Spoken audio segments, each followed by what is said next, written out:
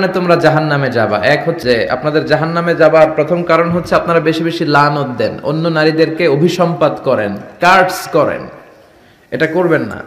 দুই হচ্ছে তাকফুরনাল আশিরা, স্বামীর নাশুকরি করে নারীরা। শামুকসারে এরকম নারী আছে না নাই? আছে, অভিজ্ঞতা থেকে বলতেছে সবাই।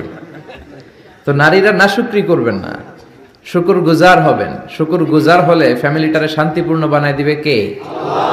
আর কিচ্ছু পাইলাম না, কিচ্ছু দিল না, কিচ্ছু নাই, এগুলো বললে আজীবন হাহুতাশি করবেন। আপনার বুকের জ্বালা কষ্ট জীবনেও দূর হবে না। অল্প খাবেন, অল্প পড়বেন, অল্প জমাবেন, অল্পের মধ্যে বরকত ঢুকায় দিছে কে? অল্প খাওয়া, অল্প রাখা, অল্প জমানোরে আরবিতে বলে আল কানাআ। আল কানাআতু মিনাল ইসলাম। অল্প খাবেন, অল্প জমাবেন, অনেক লাগবে এটা ঠিক না।